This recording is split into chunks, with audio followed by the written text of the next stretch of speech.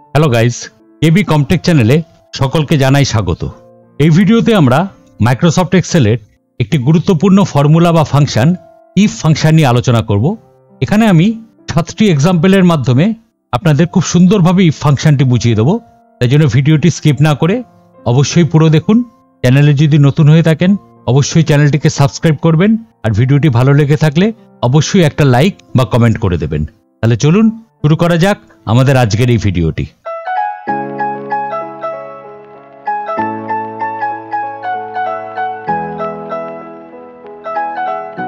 If function হলো যখন আমরা কোনো কন্ডিশনের উপর বেস করে কাজ করতে চাই।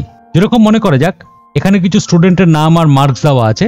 আমরা এখানে করতে চাই যে সকল স্টুডেন্টের মার্কস 40-এর কম তাদের এখানে দেখাবে ফেল, আর যে সকল স্টুডেন্টের মার্কস 40 বা তার বেশি তাদেরকে দেখাবে এখানে পাস। তার জন্য আমরা এখানে একটি ফর্মুলা লিখে নিলাম এই জায়গাতে, equal to if first bracket. এবার এখানে প্রথমে আমাকে বলতে হবে লজিক্যাল টেক্সট। লজিক্যাল টেক্সট বলতে আমি মার্কসের উপর বেস করে যেহেতু করতে চাইছি তাই জন্য আমি এই সেলটিকে সিলেক্ট করলাম।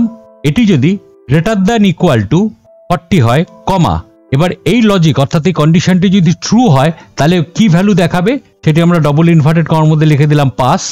আর যদি কন্ডিশনটি ফলস হয় তাহলে কি ভ্যালু দেখাবে, কমা দিয়ে আমাকে সেটি লিখে দিতে হবে। ডবল ইনভার্টেড কমার মধ্যে লিখে দিলাম fail, double inverted comma close, first bracket close, enter. তাহলে দেখুন এখানে পাস চলে এসছে।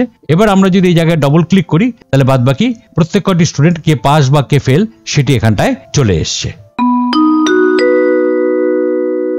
পরের যে এক্সাম্পলটি, এখানে আমার কিছু ভোটার্সের নাম দেওয়া আছে আর তাদের এজ দেওয়া আছে। এবার এখানটায় দেখাবে তারা eligible for voting or not, অর্থাৎ যাদের বয়স 18 বা তার বেশি তারা যদি এলিজিবল হয় তাহলে এখানে দেখাবে ইয়েস, আর যদি না হয় তাহলে এখানটায় দেখাবে নো। তাহলে চলুন আমরা এখানে ফর্মুলাটি অ্যাপ্লাই করি। লিখে নিলাম equal to if first bracket. এবার এই সেলটি অর্থাৎ এখানে যেখানে এসটি লেখা আছে এটি যদি গ্রেটার দ্যান ইকুয়াল টু 18 হয়, কমা, ভ্যালু যদি ট্রু হয় তাহলে এখানে দেখাবে ইয়েস অর্থাৎ eligible for voting, comma, value যদি নো হয় অর্থাৎ ফলস হয় তাহলে এখানে ডবল ইনভার্টেড কমার মধ্যে লিখে দিলাম নো অর্থাৎ not eligible for voting, first bracket close, enter. তাহলে দেখুন এখানে ইয়েস চলে এসে, এবার এটিকে ডবল ক্লিক করলাম তাহলে যে এলিজিবল তার জন্য এখানে ইয়েস চলে এসে, যে এলিজিবল নয় তার জন্য এখানে নো চলে এসছে। এখানে আমার কিছু অ্যাকাউন্ট নাম্বার লেখা আছে, দুটি অ্যাকাউন্ট নাম্বার লেখা আছে। এবার এখানে আমাকে তার স্ট্যাটাসটি লিখতে হবে। যদি অ্যাকাউন্ট নাম্বার গুলো সেম হয় তাহলে এখানে কোনো কিছু শো করবে না, আর যদি সেম না হয় তাহলে এখানে ডাজ নট ম্যাচ কথাটি শো করবে। তাহলে চলুন এটা আমরা এখানটা লিখে নিই ফর্মুলাটি, equal to if first bracket.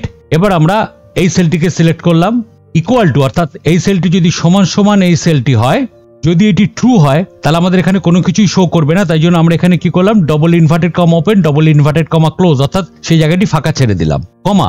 এইবার যদি এটি ফলস হয় তাহলে আমরা ডবল ইনভার্টেড কমার মধ্যে এখানটা লিখে দিলাম doesn't match, double inverted comma close, first bracket close, enter. তাহলে দেখুন এখানে দুটো মিলিয়ে যাচ্ছে বলে কোনো কিছু শো করছে না। এবার আমরা যদি এটাকে ডবল ক্লিক করি তাহলে যেগুলো মেলেনি সেগুলোর পাশে দেখুন ডাজ নট ম্যাচ কথাটি চলে এসছে।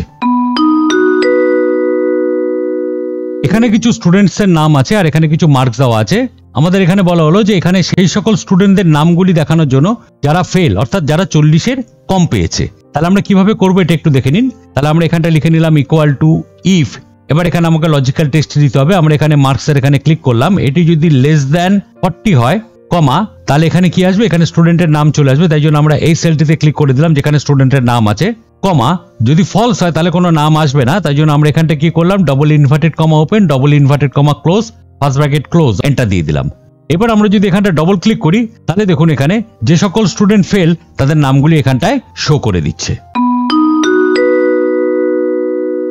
এখানে আমাদের স্টুডেন্টের কিছু মার্ক দেওয়া আছে। এবার বলা হলো যারা ফেল তাদের মার্কসের সঙ্গে 5 মার্কস গ্রেস মার্ক অ্যাড করার জন্য, করে এখানে নতুন মার্কসটি দেখানোর জন্য, যারা ফেল হয়েছে তাদের জন্য এখানে 5 মার্কস অ্যাড করে এখানে সেই মার্কসটি দেখানোর জন্য। তার জন্য আমরা কি করলাম, এখানটা লিখে নিলাম equal to if first bracket. এবার লজিক্যাল টেক্সট আমরা এটিতে দিয়ে দিলাম। আমাদের এটা যদি লেস দ্যান 40 হয়, কমা, তাহলে আমরা কি করব, যে মার্কসের সঙ্গে আরো 5 মার্কস অ্যাড করে দেবো যদি এটি ট্রু হয়। তার জন্য আমরা কি করলাম, আবার এই সেলটিতে ক্লিক করলাম, তার সঙ্গে 5 অ্যাড করে দিলাম, +5, কমা, আর যাদের কন্ডিশন ফলস মানে অর্থাৎ 40 বা তার বেশি পেয়েছে সেই সেলগুলিকে আমরা ব্ল্যাঙ্ক ছেড়ে দেবো, মানে সেখানে কিছু আসবে না, কোনো মার্কস আসবে না।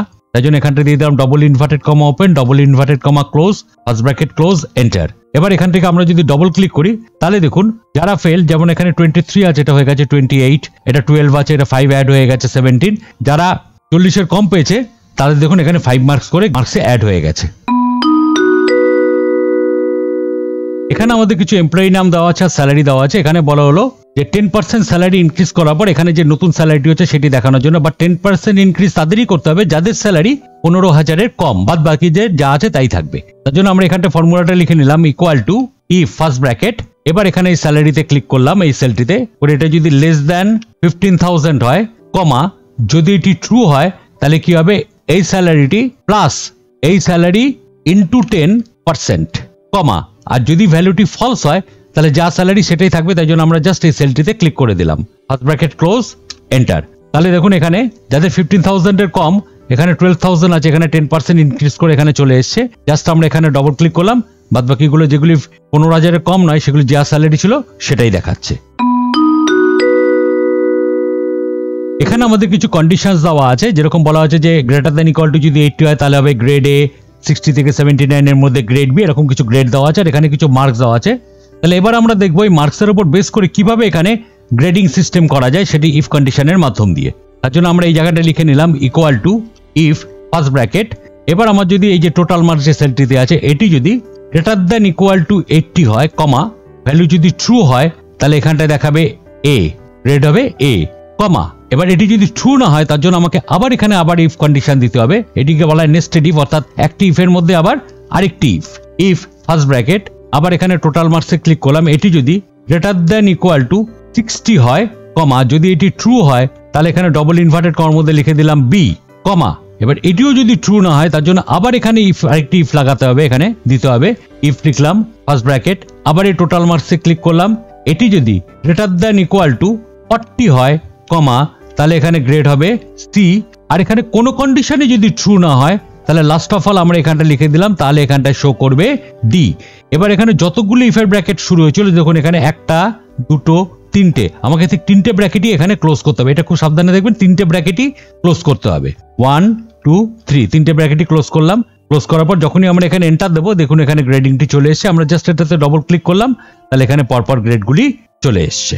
তাহলে এই ছিল আমাদের এক্সেলে ইফ কন্ডিশনের ব্যবহার। আমরা খুব ছোট ছোট 7টি এক্সাম্পলের মাধ্যম দিয়ে আপনাদের বুঝিয়ে দিলাম ইফ কন্ডিশন এক্সেলে কিভাবে ব্যবহার করা যায়। ভিডিওটি ভালো লেগে থাকলে অবশ্যই লাইক, শেয়ার এবং সাবস্ক্রাইব করবেন, আর কমেন্ট করে অবশ্যই জানাবেন ভিডিওটি কেমন লাগলো। পরবর্তী ভিডিও খুব তাড়াতাড়ি নিয়ে আসছি, সঙ্গে থাকুন।